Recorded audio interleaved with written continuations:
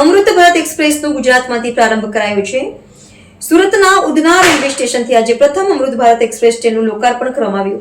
અમૃત ભારત એક્સપ્રેસનો ગુજરાતમાંથી પ્રારંભ કરાયો છે। સુરતના ઉધના રેલવે સ્ટેશનથી આજે પ્રથમ અમૃત ભારત એક્સપ્રેસ ટ્રેનનું લોકાર્પણ કરવામાં આવ્યું। રેલ મંત્રી અશ્વિન વૈષ્ણવે લીલી ઝંડી બતાવી હતી, જ્યારે પ્રધાનમંત્રી નરેન્દ્ર મોદી વર્ચ્યુઅલી જોડાયા હતા।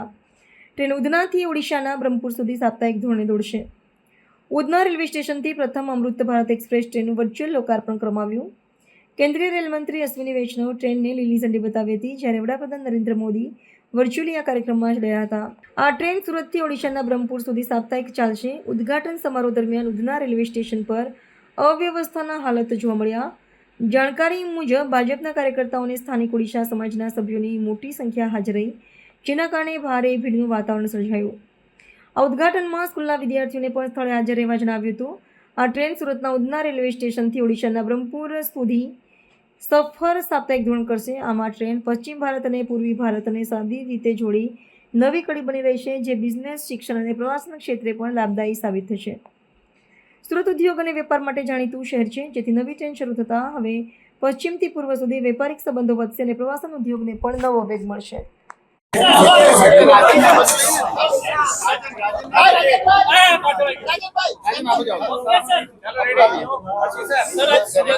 उधना स्टेशन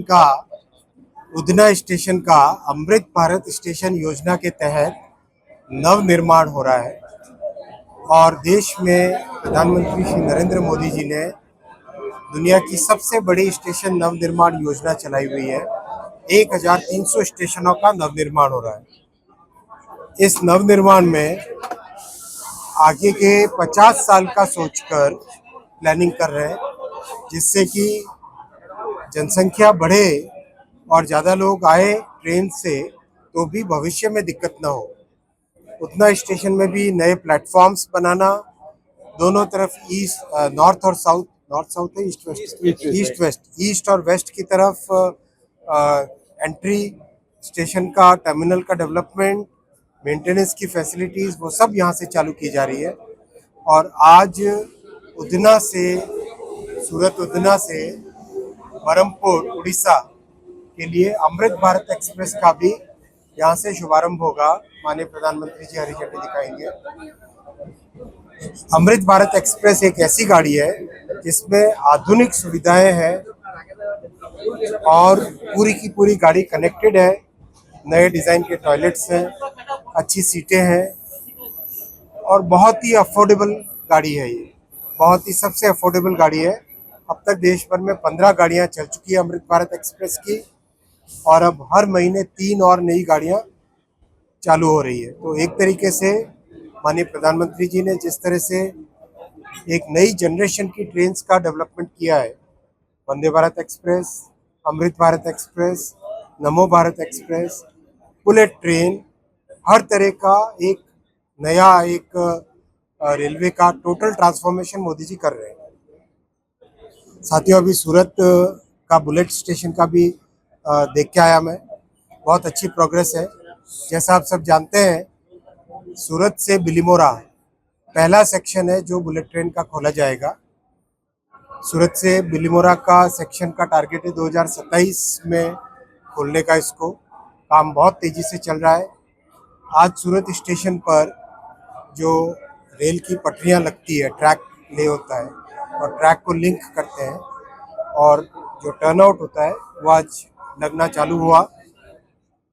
और एक तरीके से इससे पूरे के पूरे मुंबई से अहमदाबाद के बीच में इकोनॉमी इतनी बढ़ेगी, रीजनल डेवलपमेंट होगा।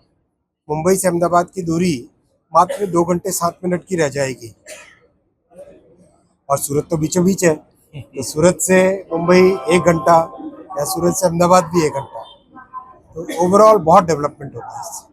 सर, खास करके डिवीजन क्यों दिया जा रहा है? सर, सूरत का रेलवे स्टेशन है, सर सूरत का रेलवे स्टेशन है, फिर उसको डिवीजन क्यों नहीं दिया जा रहा है? देखो, आज के ज़माने में टेक्नोलॉजी का उपयोग बहुत है। नया डिवीज़न बनाने से उल्टा कोई ऐसा बड़ा लाभ नहीं है। आजकल टेक्नोलॉजी के युग में वो ज़माना बहुत पुराना था। फिर भी अगर इस तरह की डिमांड है तो उस पर ज़रूर विचार किया जाएगा। लेकिन अभी आप देखो, कई देशों ने तो डिवीजन ही हटा दिया। सर, उत्तर प्रदेश और बिहार की पहले क्षमता में ज्यादा की गई है, फिर भी कहीं ना कहीं कमी दिख रही है, लोगों की भीड़ दिख रही है, रिकॉर्ड ज्यादा मांग है ट्रेन बढ़ाने की उत्तर प्रदेश और बिहार की। रिकॉर्ड संख्या में दिवाली और छठ के उपलक्ष्य में रिकॉर्ड संख्या में अपने भारत के इतिहास में सबसे ज़्यादा इस बार स्पेशल गाड़ियां रखी गई है, 12,000 गाड़ियां। और इनफैक्ट अभी तो 10,000 से अधिक ऑलरेडी नोटिफाई हो चुकी है और 150 गाड़ियों को रखा जाएगा अनरिजर्व रख के, जिससे कि अचानक कहीं पे ज़्यादा सर्ज आए भीड़ का तो वहाँ से उसको मोबिलाइज किया जा सके। तो ये एक रिकॉर्ड है। पिछले साल नया रिकॉर्ड बना था 7,500 का, इस बार उस रिकॉर्ड को भी तोड़ के 12,000 का रखा। सर, सूरत को ट्रेन जोड़ा जाएगी सूरत से, क्योंकि सूरत में बहुत अलग अलग राज्यों से लोग आते हैं। बहुत सारी सूरत से स्पेशल जाएगी, ऑलरेडी बहुत सारी नोटिफाई भी हो चुकी है। सर, स्पेशल ट्रेन तो चलती है पर भाड़ा भी उसका लगता है और ट्रेन 2-3 दिन लेट चलती है। देखो, स्पेशल ट्रेन टाइम टेबल के बाहर होती है। जो टाइम टेबल में रहती है उसमें और स्पेशल में फ़र्क होता है। जो रेगुलर चलती है वो टाइम टेबल के अंदर है। तो टाइम टेबल के अंदर रहने से बहुत सारी चीज़ें एक व्यवस्थित तरीके पे चलती है और जैसे जैसे नई पटरियाँ बनती जा रही है वैसे रेगुलर गाड़ियाँ भी नई इंट्रोड्यूस होती जा रही है। जैसे आपने देखा होगा, अगर पिछला 1 साल ही लें तो करीब करीब 50 नई गाड़ियाँ इंट्रोड्यूस हुई हैं। तो 50, जैसे आज की अमृत भारत एक्सप्रेस इंट्रोड्यूस हो रही है और अमृत भारत एक्सप्रेस दुनिया की सबसे अफोर्डेबल गाड़ियों में से है। 1,000 किलोमीटर की दूरी मात्र 400-450 रुपये के अंदर पूरी होती। तो बहुत बड़ी बहुत जो हमारे गरीब परिवार हैं और lower middle class income family के परिवार हैं, उन सब के लिए बहुत बड़ी सुविधा है। सर, जनरल टिकट है कैपेसिटी से ज्यादा दे देते हैं, इसलिए यहाँ पे भीड़ हो जाती है। ऐसा क्यों नहीं, जितनी कैपेसिटी जितनी अपने ट्रेन की कैपेसिटी उतनी ही जनरल टिकट दी जाए ताकि भीड़ नहीं, ज्यादा ना हो। अब लिमिट ऑलरेडी हो गया है। आप देखते होंगे कि अभी कई बार रिग्रेट आ जाता है, तो रिग्रेट वाला आता है क्योंकि जनरल कोच तो अब बहुत सारे बढ़ा दिए अपन ने। 2,000 जनरल कोच एक्स्ट्रा ऐड किए हैं पिछले कुछ महीनों में। तो 2,000 एक्स्ट्रा जनरल कोच में ऐड करने के बाद में सिचुएशन अब काफ़ी अच्छी है। इसके अलावा भी 12,000 जनरल कोच बनाने का एक पूरा प्रोग्राम चल रहा है। तो जनरल कोच की कहीं पे कमी नहीं आएगी, ना आने देंगे। तो उत्तर भारत के लिए ट्रेन चलेगी, उत्तर भारत के लिए अमृत भारत ट्रेन कब चलेगी? कई सारी चल रही है ऑलरेडी। मैं तो कह रहा हूँ ना, उत्तर भारत से 15 में से मेरे ख्याल से 10 तो उत्तर भारत से, और अब तो रेगुलर ऐड हो रही है। सर, खास करके इतनी सारी ट्रेनें चलती है उसके बाद रेटिंग को लिस्ट काफी बढ़ जाता है सर।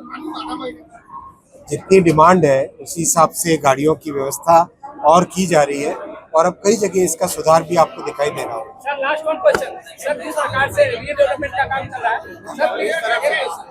सर?